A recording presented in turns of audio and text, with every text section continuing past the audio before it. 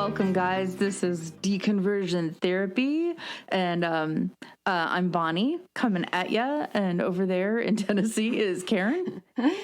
I guess I'm coming at you also. A very slow, lazy coming at you, but nonetheless. But you really put it forth before we started welcoming, and you did like these Muppet arms, like Grover.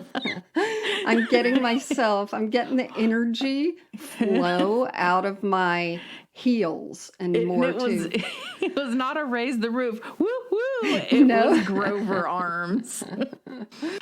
So we're going to be talking about Catholicism today. Everything about the whole religion.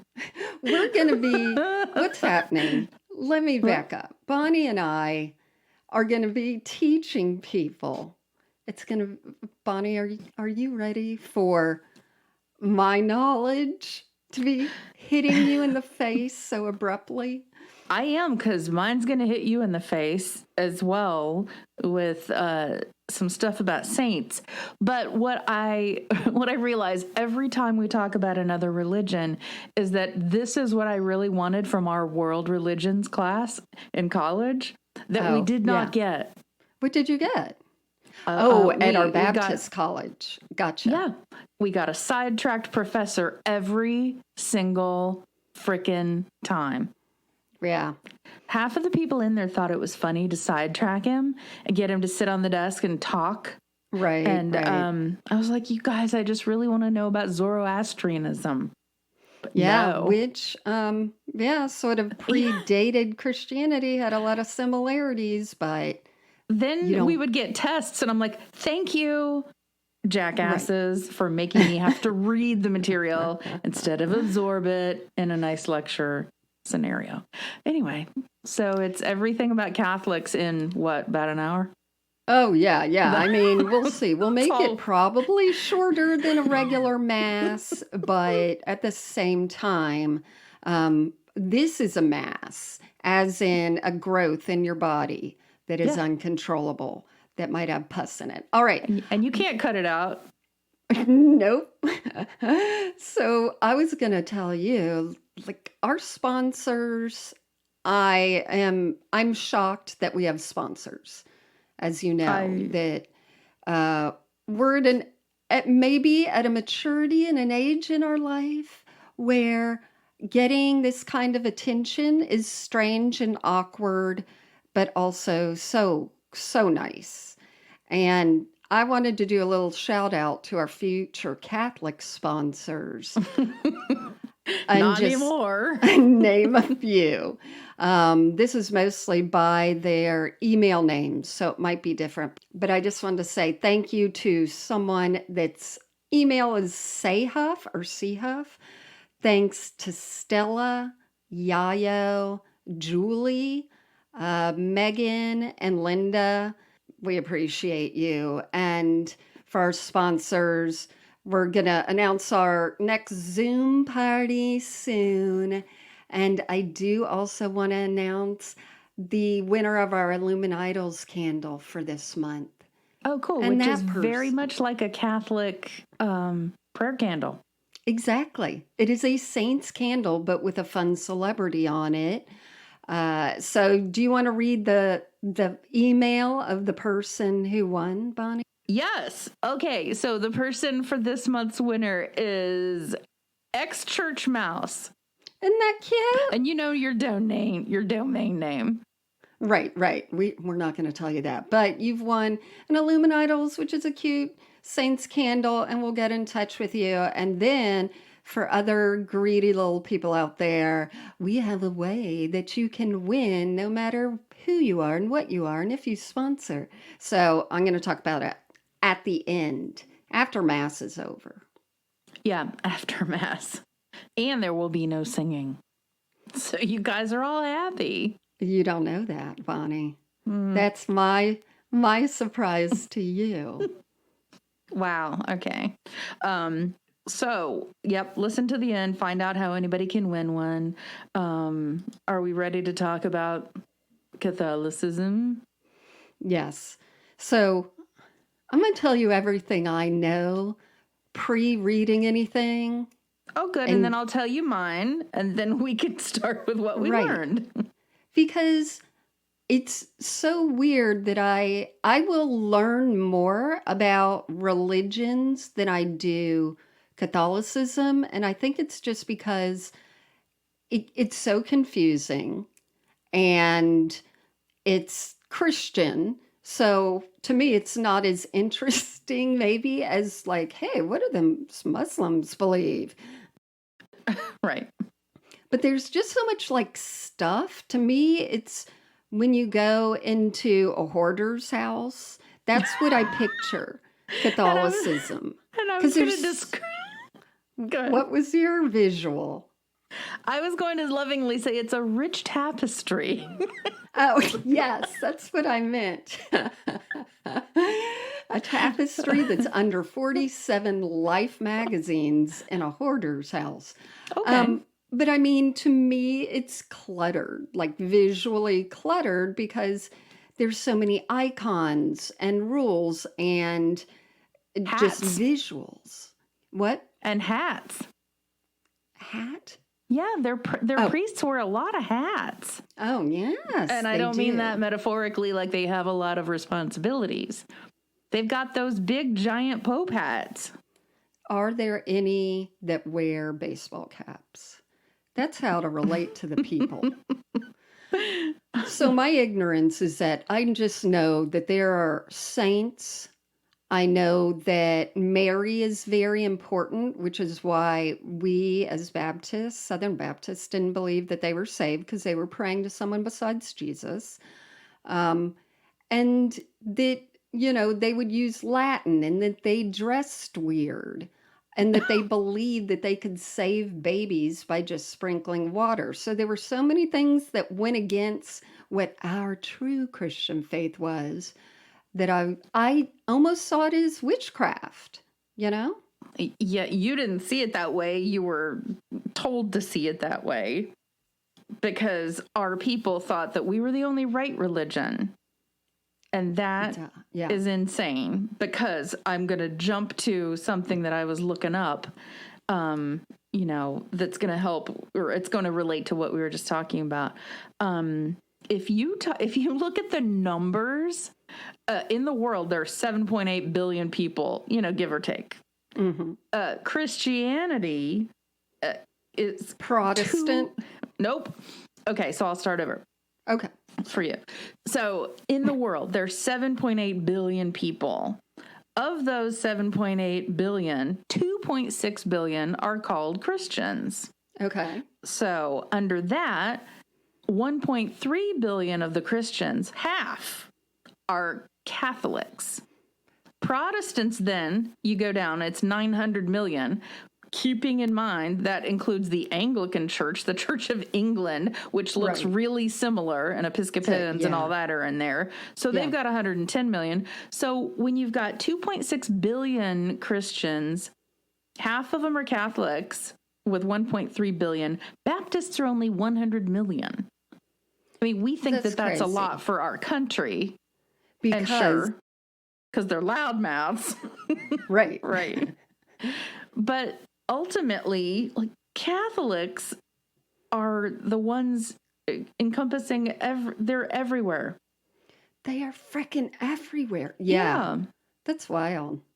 Well, it's also because they believe in birthing half of their church. So, there's like large Catholic broods. So it keeps multiplying in that way. Right. So they don't believe in the birth control and all of that stuff. But for us to think, what? I have a story about that. Oh, so okay. I was just having sex with a Catholic last week. And, so I think I told this before. I was really shocked because we have some very Catholic friends, lovely, like to drink with them, etc. And the father and the mother decided, this is enough kids. We don't want to have more kids, but we're very devout Catholics. So what we're going to do is write a letter to our archdiocese, someone with a hat somewhere in our area. and request a little bit of a free for all, a mulligan, a whatever you're going to call it, a free On pass, what? a What does waiver that mean? Oh, you for mean for birth him control? to get a vasectomy. Oh. And he got permission.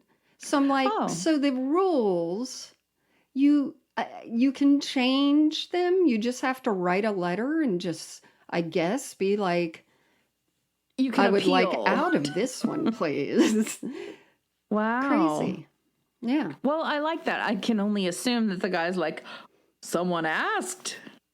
Right. Oh my God. Yes. What I was going to say though is the whole idea that we were thinking as Baptists, oh, we are the only right way when that many other people exist on the planet and that many other people are Catholics and God knows what else, reminded me of how in the US we're like, you know what? No, thank you to the metric system. Because the whole rest of the world decided, yeah, metric Right. system, except for, did you know this? Myanmar and Liberia. Well, I mean, really, who is talking to Myanmar and being like, how many feet is your car length? Yeah. Did I say it? How do you pronounce it? Myanmar. Yeah. Myanmar? Myanmar? Great. Well, we're not going to say it like they say it, so we're butchering it either way. I know. So apparently you can bring your ruler to Liberia. Go, hey, my people. Okay, so what was your view of Catholicism, witches? It's sort of that. I mean, I think I went to a Catholic church, one that you and I know well, that our great last president got married at. And that was like our biggest Catholic church, the one in Palm Beach. That's not Catholic. Is it not? Is it Episcopal? Okay. Yep. I'll skip that one. Okay. No, so, don't skip it. See, that shows us like what we think because they're similar with the hats and there stuff. So my little like 7th or 8th grade boyfriend was an altar boy, and he's like, yeah, come to this church. I don't know who took me, if a parent took me or they dropped me off, and I sat there and I'm like, this is as Catholic as I can do, because there's a lot of Catholic visuals there. Everyone's in a robe. Yeah. There's walking, holding a big cross. To me, Bonnie, it was a lot of idolatry that was happening. Yeah, and you were old enough to be skeptical of their witchy ways. When you saw. Yep. Oh, you know what else they didn't have? What? Cushions on the pews. Oh, well. That's just barbaric. That's old suffering ways. Yeah, it is. Yeah. No, not going to do that. Okay, so if that was your impression, my impression was exactly what the media wanted me to know from Father Guido Sarducci, who was a character on Saturday Night Live in the early 80s.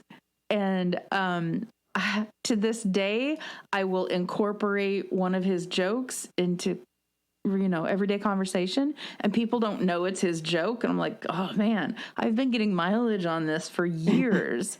So apparently with Catholic saints, he's doing a bit on the weekend update segment, and he's got the full black stuff on and the white collar, but he's got a hat on, but like a hat that you'd wear out in public with a brim. Anyway, he's got also like rose-colored glasses where it highlights only your eyeshadow part in pink, which I always thought was really clever, but for ladies. Anyway, so he came on and gave this little update segment about how he was complaining that there are Italians, so many Italians just waiting to be made saints. And apparently to be a saint, you have to have 4 miracles. So there was some woman in like the early 80s from the US, because it's all politics, he says. She's got 3 miracles, and the Pope just waived the 4th one. He's like, he just waved it. And then she comes along with 3 lousy miracles. I understand 2 of them were card tricks. That has killed me for so many years. Card tricks. I got 1, I got 2. That's it. I mean, do they have an inbox on the desk of the Pope that's just like possible new saints? How? Yes, We'll get they into do. They've got like a backlog, and there's a whole process. And I will read you why some of them are saints when we get to that portion of what we're talking about. Well, I know. Why don't you tell us everything about the Catholic history first? Well, what I remember also is we've talked about how our Southern Baptist Church was the place to be, especially before people could drive and have other choices. Kids would love to come to our church because we always had activities. It's a big church. A lot of popular people went there. You and I were not in that group, but nonetheless, we attended. And we invited this guy from high school. I guess it was high school. And we had 2 doors to the side of our pulpit, and then we had doors in back, so you could come in either way. And you knew, and they weren't pretty doors. They were just white doors with metal handles. I mean, in Catholic churches, you get a beautiful door. No, we did not get the beautiful door. And the front doors would get closed when the service is starting, as in, don't come in here. Just go through the back. But of course, this guy didn't know. He comes in to find all the rest of us. The service is sort of started, and he looks at the pulpit, and then he kneels and crosses himself in front of the whole church. Yeah. And, it's like, do we have the heart to tell him we're not like those people? That's we bowing. don't believe in your silly superstitions. That's right. But that's about it, and I also knew Catholic school, kids are the craziest. And they're getting hit on the knuckles with rulers by the nuns. Right. Yeah. All that stuff. So that's really, that's my education. And that's really all you need to know, Bonnie. I've filled you in. Yeah. And there's, like you said, it's just so rich with pictures. Did I say stories? Rich? Okay. Yeah. All right, so why don't we just not even talk about any history of the Catholic Church? Because that's not interesting. I have so much knowledge. Yeah. You can watch Saturday Night Live and pick up all you need to know. So I've got some saints here, and they appeal to the saints when they have special needs. Did you know about... You have the saints in your room? Is that what you think? I do. No, I've got a list of saints and how they got to be saints, but what you want from them, when you call on them. There's one saint. Hold on one second. Oh, yeah, I know what you mean. Blah blah, the saint of. Yeah. So, for instance, I think this is hilarious. There is a saint who you call on when you've lost your keys. Damn. Yeah, that's pretty specific. So his name is Anthony. And somebody jokingly said some people are so familiar with him they call him Tony. But the prayer for lost keys goes like this. Saint Anthony, perfect imitator of Jesus. If you have a perfect imitator, why do you need Jesus? I like that. Exactly. We'll take Anthony. Who received from God the special power of restoring lost things, grant that I may find our car keys, which have been lost. At least restore me to peace and tranquility of mind, the loss of which has afflicted me even more so than my material loss. I kind of like that. You have to say that whole thing, though? You don't? Well, there's more. What? Yeah. So to this favor I ask another of you. that I may always remain in possession of the true good that is God. Let me rather lose all things than lose God, my supreme good. Let me never suffer the loss of my greatest treasure, eternal life with God. Amen. Wow. Yeah. God. No, All their right. So prayers are set and long. you can't just be like, Saint Anthony, help me out. Oh, well, I really don't know, but this is what I found Wow. on the internet. So, And like, who decides these things? Like we said. Oh, I guess people who wear the hats. Okay. you'll enjoy this. On this website where I found the prayer for lost keys is an ad for a simple trick to remove earwax. And there's a piece of paper with the grossest glob of yellow gooey earwax. Gross. And the lady's fingernail polish is chipped and coming off. Is there a saint for earwax? Likely. Oh, Likely wow. there is. Okay, so here's a giant list of the patron saints by their occupations, but I've picked out a few so that we don't have to read you all 1,200 of them. Oh, we should. Oh, you want to do that? I'm going to quiz you, and you're never going to guess them from the saints' names. Ever. I'm So get ready. asking Saint Anthony once he finds my keys to help me. Okay, so do you know what Saint Joseph is sometimes used for other than baby aspirin? Well, I would say if we're talking about the quote, stepfather, baby daddy in law of Jesus, it would probably be the patron saint of when someone lies to you. Okay. No, and what you said was hilarious because I came across this more than one time in doing this research. They call him the stepfather. Oh, really? Or no, they call him the adopted father of Jesus or something like that. Because Right. Mary is everything. She is. She's all Yeah. that. I don't think that they think, I don't know if anybody thinks that the seed actually came from Joseph. Oh no, yeah. And I was well into adulthood when I understood immaculate conception. I thought it just meant no Joseph rather than being born of a person that's perfect and never sinned. Like I didn't get that part. I just got it now. Yeah. I just Yeah. thought it meant sans human seed. No poking. Yeah. Poor So Joseph. she was a virgin and immaculate. And she kept an immaculate manger. Joseph gets shit on whether or not he had premarital sex or didn't. Right. But two different mindsets. Okay, so Saint Joseph is frequently used when you want to sell your house. Oh. Oh, you haven't heard this? Great, because being in the house selling profession, I have.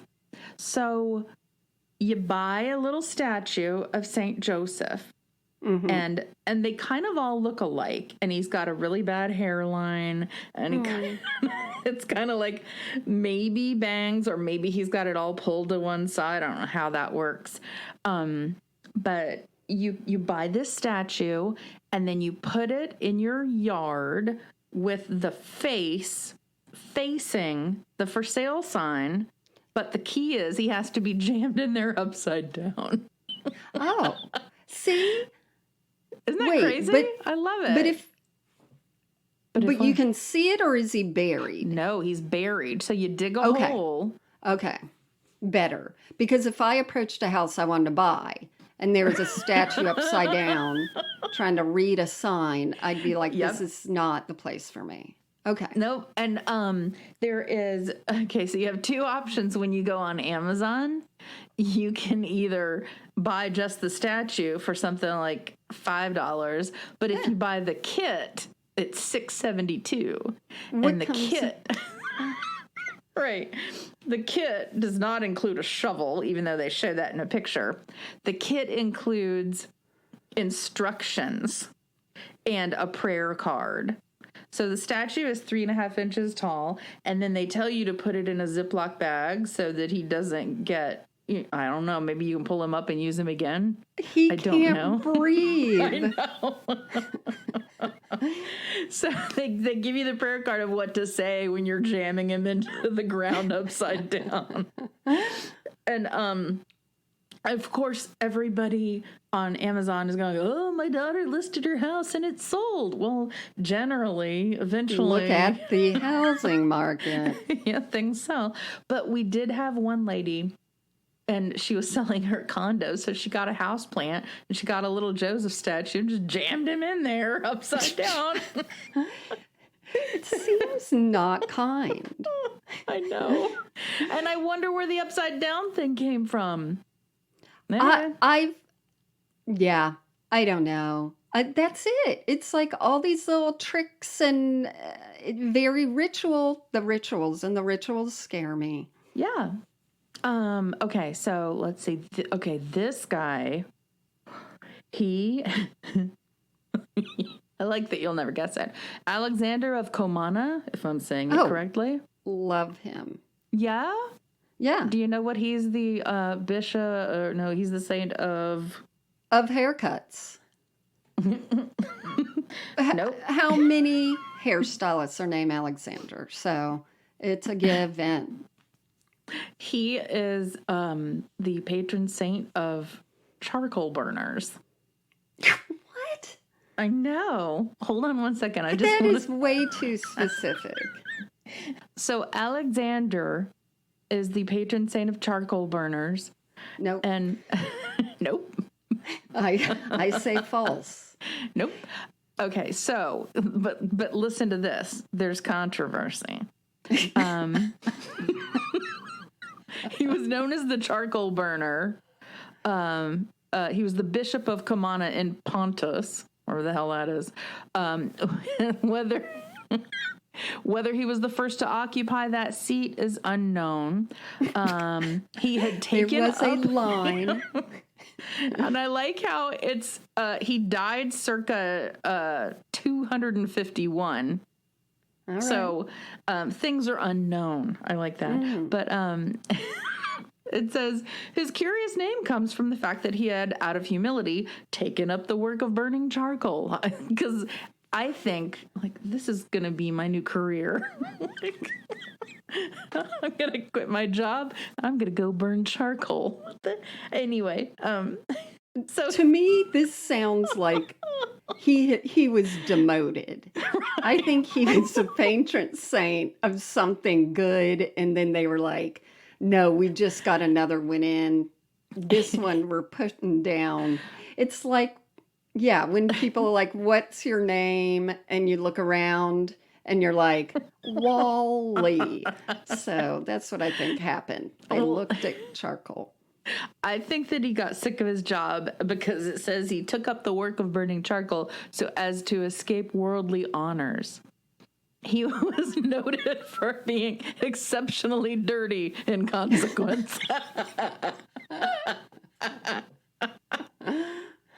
I like that it says he was called a philosopher, but it is not certain that the term can be taken literally. So if you have his virtues, the discovery of his virtues was accidental and due to the contempt with which he was widely regarded.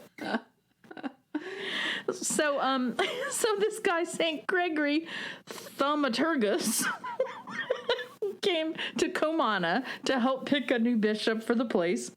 He rejected all the candidates, and somebody jokingly suggested, hey, what about Alexander the charcoal burner? And Gregory, not knowing sarcasm, I guess he was Canadian, took the suggestion seriously, summoned Alexander, and found that he had to do with a saintly man of great capabilities.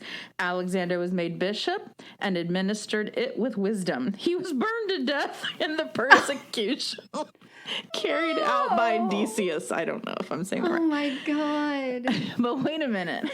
Was his campaign Every day is Ash Wednesday with Alexander.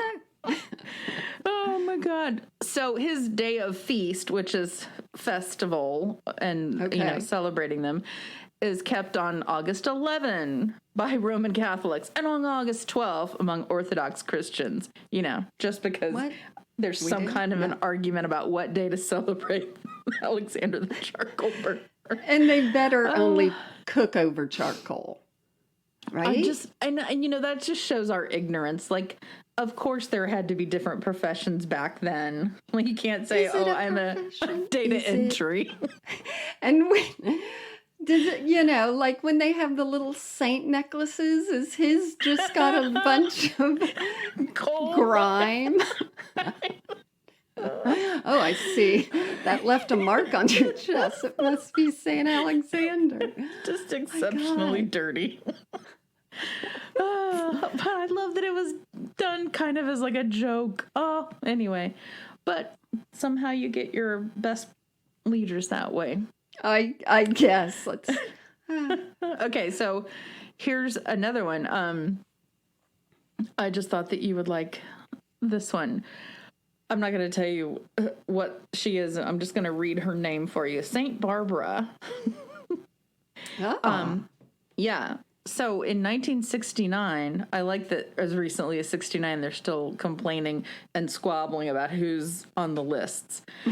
She was removed from the general Roman calendar, but not from the list of saints because her historicity, which I did not know that was a word, was in doubt. And so here's why. According to a word that I can't pronounce, Barbara was carefully guarded by her father, who kept her locked up in a tower to keep her from the outside world, which makes sense because that's what you did, right? Oh. No? Oh, okay. So before she went on a journey, her father commanded that this bathhouse be built, and she had secretly rejected an offer of marriage that came through her father and become a Christian. So this bathhouse was supposed to have 2 windows in it, but she's like, I'd like a third window. And it was like, secret nod to the Father, Son, and the Holy Spirit. Okay. Well, she was such a rebel. So when her father returned, she acknowledged herself to be a Christian. Upon this, he drew his sword to kill her, but her prayers created an opening in the tower wall, and she was miraculously transported to a mountain gorge where 2 shepherds watched their flocks. Dioscorus, in pursuit of his daughter, was rebuffed by the first shepherd, but the second betrayed her. For doing this, he was turned to stone, and his whole flock was changed to locusts. All right. Yeah, exactly. Like, if they're going to believe this about saints, of course they're going to believe the Jesus story. Right. Or that his blood is in the wine and all that stuff. And by they, I mean anybody and religion. I mean, stories where you just magically appear, bloop, hey, I'm no longer in my tower anymore. I'm in a different place. That's like when you have a dream sequence in a TV show and you're like, nope, they stuck her in a dungeon. The dark prison was bathed in light and new miracles occurred. So every morning she would be beaten, but her wounds would heal every morning. So finally they just condemned her to death and beheaded her. And her father carried out the death sentence. Holy fuck. However, as punishment, he was struck by lightning on the way home, and his body was consumed by flame. It's not funny. It's just the level of drama in one sentence. Yeah, and why wasn't the miracle that like he got struck by lightning before he started beating her? Or the miracle that she got zapped out of that dungeon again? Yeah. Shit. So they're doubting all of those things, and I am too. There was discussion, right? But water into wine, right? Makes sense. Can you imagine what a saint named Lidwina? Oh man, would be patron saint of? Yes, it's not going to be something pretty. So I'm going to say it is. Damn it. I was going to say sewage, but if it's something pretty, I'm going to say flowers. Of flower growing. Of I want my of propagation. Because you propagate and you want it to grow, and you're like, Lidwina, patron saint of propagation, grow die. Well, she was born in Holland, where there is a big tulip population, one of 9 kids. But she's the patron saint of ice skaters. Because when she was 15, she was ice skating, fell and broke a rib, never recovered, became progressively disabled for the rest of her life. And so she became paralyzed except for her left hand, and great pieces of her body fell off. And blood poured from her mouth and her ears and her nose. All right. Some people today think that she might have been the first known multiple sclerosis patient, but this sounds really just different, because it says after her fall, she fasted continuously and acquired fame as a healer and holy woman. Okay. But she couldn't put her left hand on herself. Right. It was just okay. Okay, so there was something to do with her eating a little piece of apple and a bit of a date and watered wine, and then the river water contaminated with salt from the tides, yada yada. But then it said the authenticating document says that Lidwina shed skin, bones, part of her intestines, which her parents kept in a vase, and gave off a sweet odor. Oh, nice. So how do you shed your intestines? You're pooping that out. How does that? Wow. I know. And guess how old she lived to? 52. She stuck around a while for all these parts. God. I know. Mom, Dad, look what I pooped. We're putting that in a jar. And it's going to give off a sweet odor. So here's one I picked. I found out who the patron saint for your birthday is. And why are you my laughing birthday. Already? Because your birthday has like 12 to choose from, and mine has 1, which will make sense to you in a moment, because for my birthday, the patron saint is Raymond of Peñafort. So the King James I of Aragon had lustful desires and allowed them to, inhibit his ability to be a good king. So while on the island of Mallorca, party. Yeah.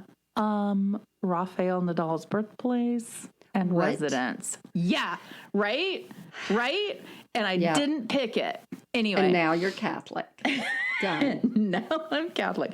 So the king brings his mistress with him to Mallorca because they're trying to convert the Moors to Catholicism. So the king said, no, I'm not going to get rid of my concubine, because Raymond said, get rid of him. I don't want to. So Raymond tells his Dominican companion, soon you're going to see how the King of Heaven is going to get this guy, this king, and he's going to provide me with a ship to get off the island, because the king said, get off the island. So Raymond was waiting for a miracle, but he didn't get a miracle. He turned, but he got a day. Okay. Right. He turned his tunic into a boat. So he took off his long black cloak and made a mast. And he says, Raymond bid the other Dominican to hop on, but his companion, lacking the saint's faith, refused to do so. Then Raymond bid him farewell, and with the sign of the cross, he pushed away from the shore and miraculously sailed away on his cloak. But he was naked? So he's just a naked man? Thank you. So it says he sailed the approximately 160 miles to Barcelona in the space of 6 hours. And then he landed to a crowd of amazed spectators. And then King James renounced his evil ways and lived a good life. Oh. So, yeah. So what he predicted would happen to the king didn't happen either. He's really just sainted for floating on cloth. And he changed the king's ways. So. Okay. Oh, my God. So who do I get? for your birthday, It must be you good get because I share a birthday with not only Nero, but Don Johnson. And oh that's, wow. I know, that's enough gift for me. Okay, so Margaret of Fontana was a Dominican sister of the Third Order, a Roman Catholic saint. She was known as being very pious from an early age and vowed her right on virginity to God. That sounds She helped the poor and familiar. the sick. This sounds like just what you did on missionary stuff. And was known to stay up all night praying. Miraculous healings were reported from her intercessions. She is said to have driven demons away by making the sign of the cross. That is me. Right? Why ain't I got no sainthood? Yeah. Yeah, she was Italian too. Well, oh, because I'm not And this one Italian. was Italian. So that's all I know about saints. Well, that's plenty except for the great candles.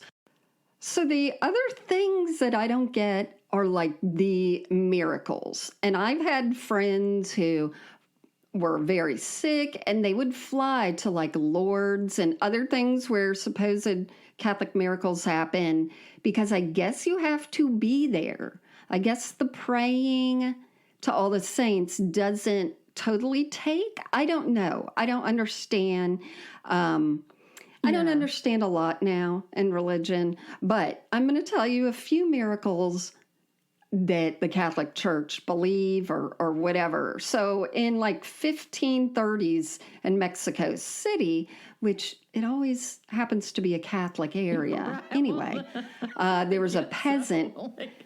Because they didn't have any kind of way of communicating from other places. Right. So there was a peasant who said he saw the Virgin Mary. You know, he was like on a hill somewhere, and she's like, I want you to build a church. And he said, go pick some flowers or something. And he gave them to her. And then she like made an imprint of the flowers on his cloak. I don't know. Or his jacket or his jean jacket. Only jacket. Yes. It was rhinestone on the back of a jean jacket. And so it cannot be proven or misproven, shocker. But I always think like those, why the useless miracles? Why flowers on a jacket? And what use is that? Especially if you cannot sell it at H&M. Etsy. Right.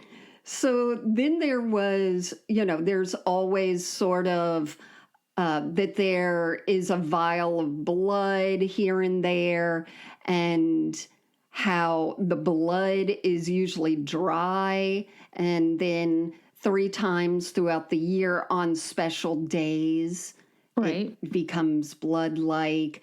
There was actually reports of like levitating. Some people were like flying. In the 1600s, again, pre-camera.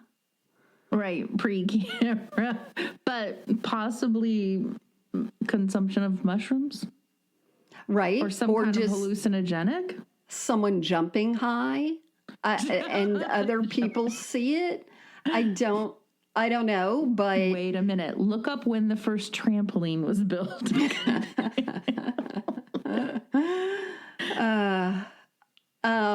Let's see. And the other one that is weird to me is Stigmata. So I did watch that movie Stigmata a long time ago. But the whole thing where holes end up, or, on people's palms, or blood is coming down from a statue. Yeah. Now, a lot of these, of course, have been disproven. But why? And why are like statues of Mary crying? Yep. Why aren't there ones of her laughing? Does she not bring joy? Is she just always really sad? Does she not laugh when a dog tinkles on her? Right. And are those tears yellow? We really need to know. I I wonder, like, when do you first learn of these things? And when you're Catholic, I mean, we learn of them when we're a lot older, but would it terrify the children? I don't know. I guess you just grow up thinking okay with that. I mean, think about, of course, how happy-go-lucky we all were about Noah's Ark, and we were doing singing musicals where we were smiling. You know, we weren't saying like, kids are drowning and everyone's screaming and their mouths are filled with, you know, sludge and they're sinking to the bottom of the ocean. So maybe it's sort of painted in a different light. I don't know. Happy holes. Happy holes? That's disgusting. I don't know. They probably had like some fun songs. I don't know. Like there's a hole in one hand, a hole in the other. I don't know. I don't know. Their music seems a lot more depressing than ours. Very true. There's a lot of dirge stuff. So when you were talking about how the people that weren't the elite could read, and that's how a lot of what today we call misinformation and control was happening. So the church, you'd think that they'd want the distribution of their core beliefs to be spread everywhere, but they didn't. Mm-hmm. And so in the 16th century, William Tyndale, who I'd heard of but really didn't know much, he's a scholar, and he was like, people should know everything. So he's going to translate the Bible into English so that people could read it for themselves. Well, the Catholic Church was not happy about this. Oh, wait a minute. Hold on a minute. They've just been sitting around making up miracles about flowers being transferred onto jackets. Oh my God, our interpretation of this is so shitty. I'm feeling so guilty. This is fantastic. This is scholarly stuff. Okay, so they were like, whoa. Do not get what we believe into the hands of everyone. And some of the copies were being smuggled around Europe, and the Catholic authorities were like, burn those. Everyone who sees something that they can read, please burn it. And so then finally, Tyndale was captured and he was tried for heresy, for even daring to translate the Bible, and he was burned. So that's great. It's like, okay, life is so precious that you can't use birth control. But this guy, burn him. Exactly. Yeah. Oh, you can read that? Let's not do that. But there was a lot of obviously shitty stuff in the past and still now. So if you're wondering why we're not addressing some of the terrible things the Catholic Church have done with Indigenous children and innocent people, that is not our podcast, but we know it's out there. And it's terrible. But I was going to say, just to touch on, it's easier to touch on like the craziness when it was a long time ago. So they had old Boniface VIII in 1200 to 1300. I don't know. He lived a while. My male counterpart name, Boniface. So proper name. That's right. Bonnie's twin brother. It's amazing how you can be a pope and just be, sadistic and insane. Isn't that the definition of pope? Not only did he help destroy Palestrina, which I don't know if that's Palestine, but then he ordered like a bulldozer, which I really don't think that is really what was happening then. It was to be a bulldozer back then is just a bunch of guys dragging a big rock. So the rock had to be rolled over the land to prove like it's all rubble now.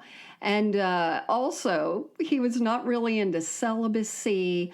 In fact, he had what we call a three-way.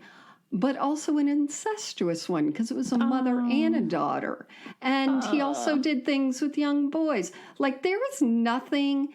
How they kept him in power, I don't know. I guess that's when you watch all the HBO specials about the Borgheses and the Borgias, and that's all of them together, and just see like crazy political stuff getting involved.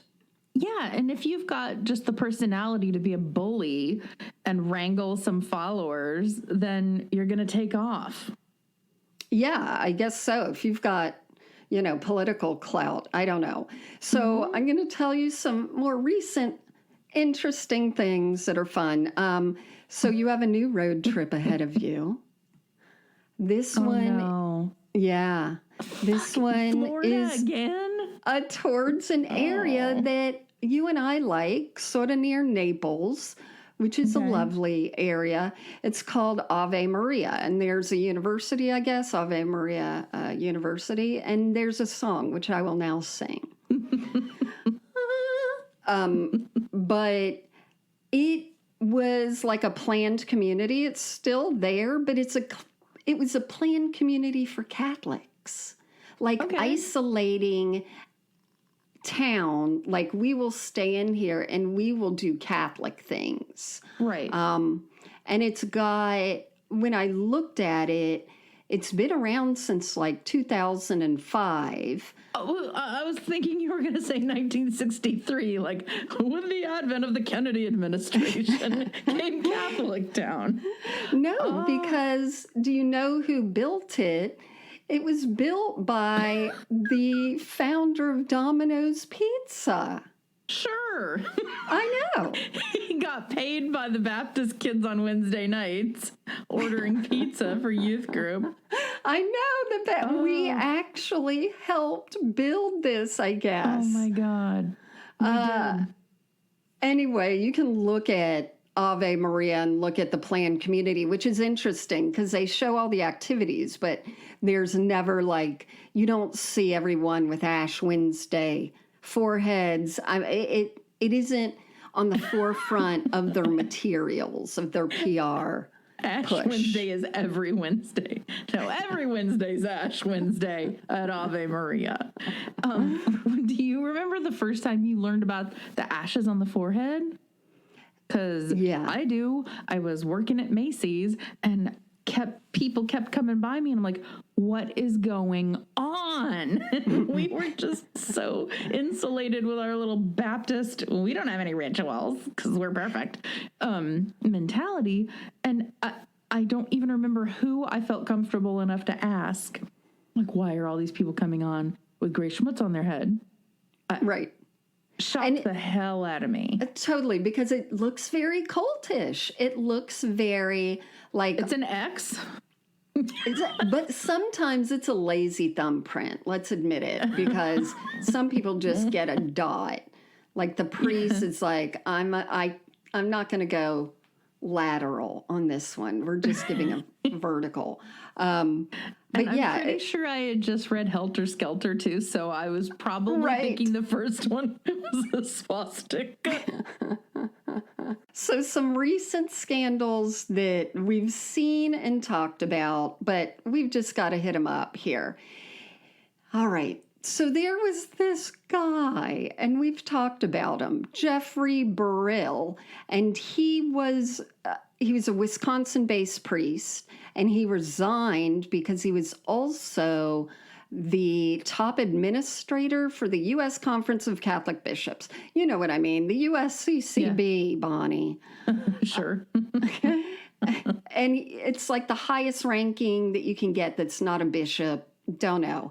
Anyway, he ended up, quote, stepping down or resigning once they found out that he had joined Grindr, which is the, quote, queer dating app, and that he was going to gay bars because they were pretty much had an agreed, like, spying on their data.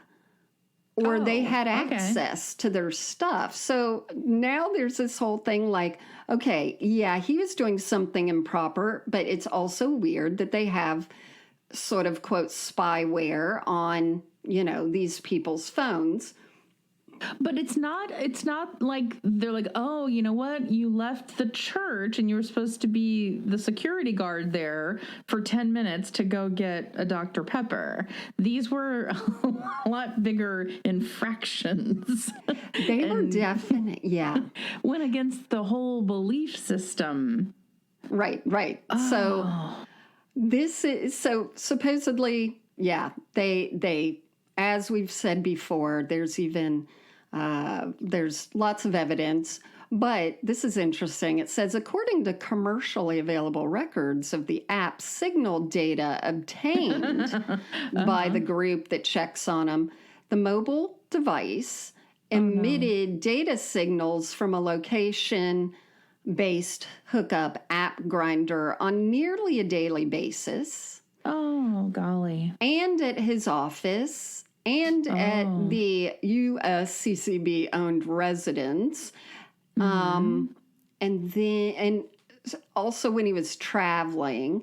But this was interesting that there were data app signals that suggest he was at the same time engaged in serial and illicit sexual activities. So I'm like, is that a GPS where they know he went to bars?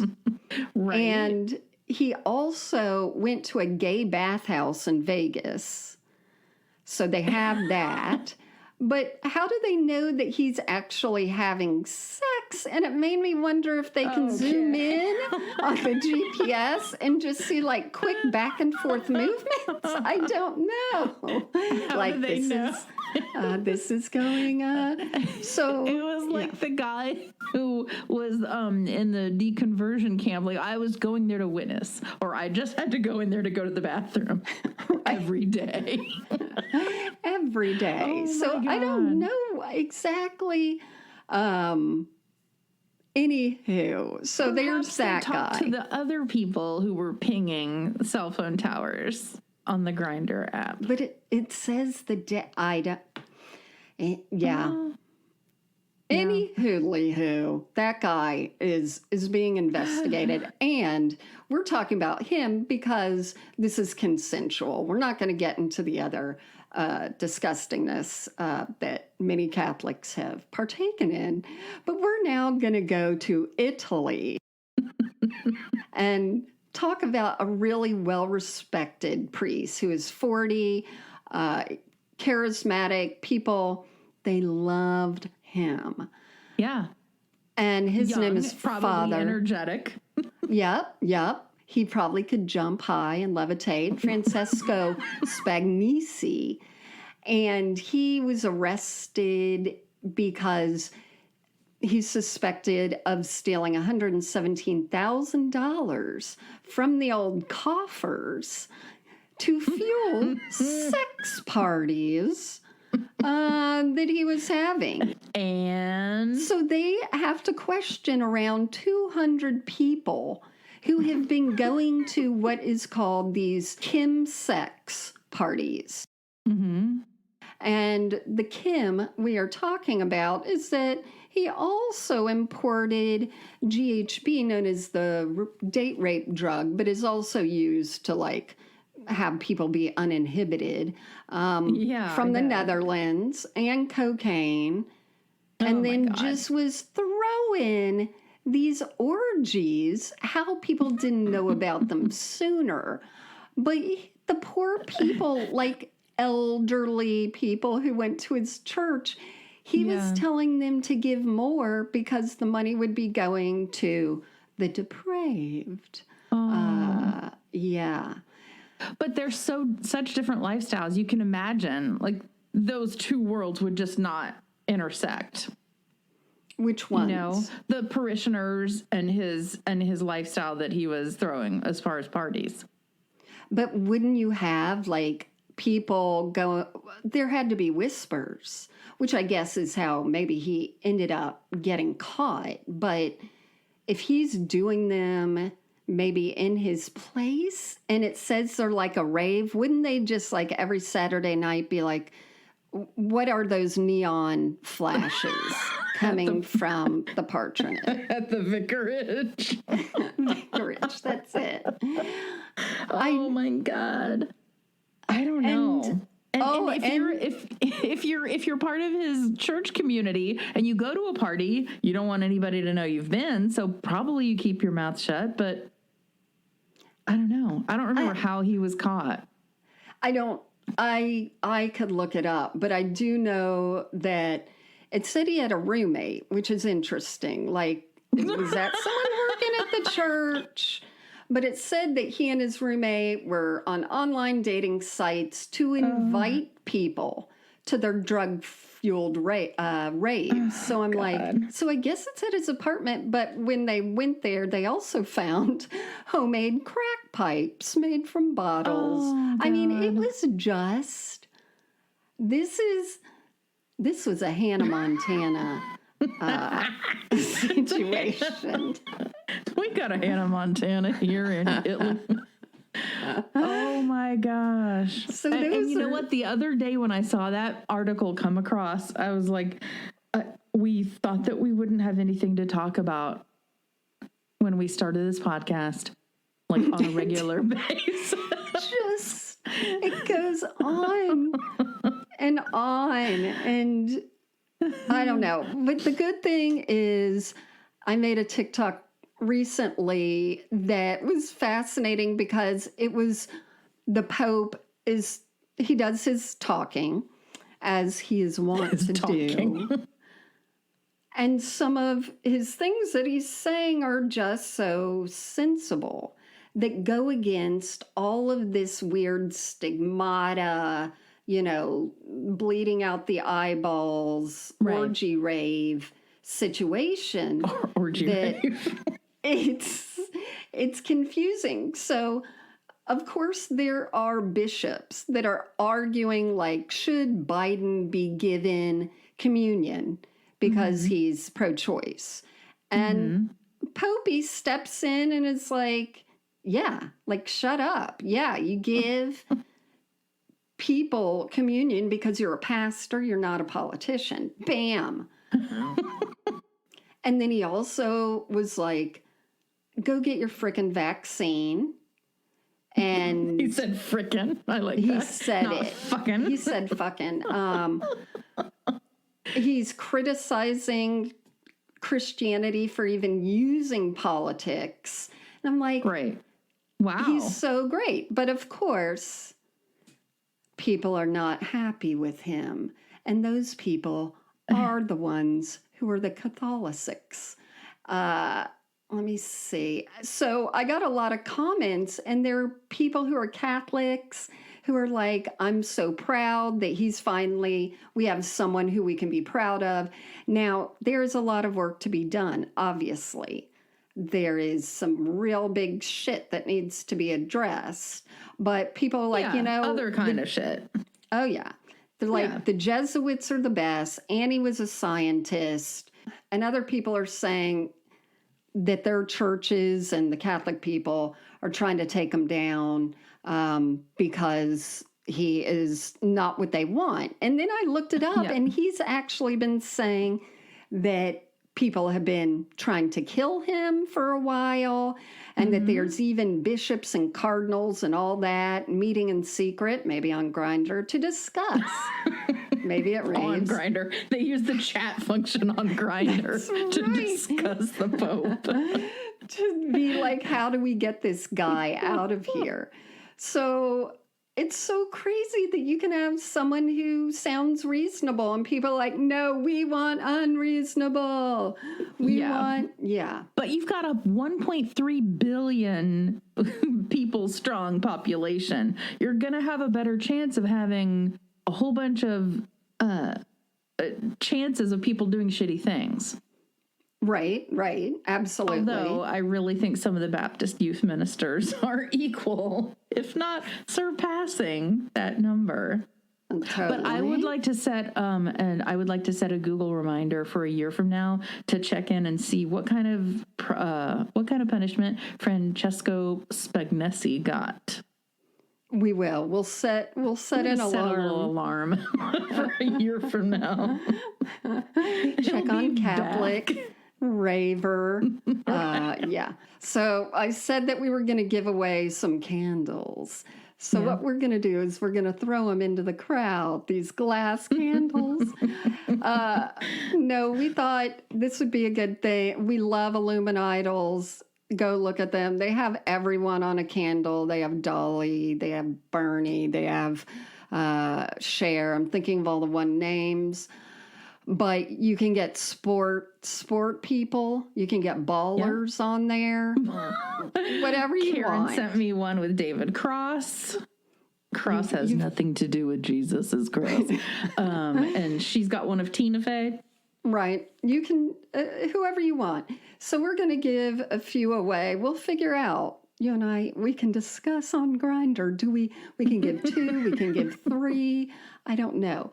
Away from Illuminitals, and all you need to do is write us a review. You have to go to Apple Podcasts. And because this takes a few clicks, it's a bit of a chore, and I hate that for you if you're listening on Spotify.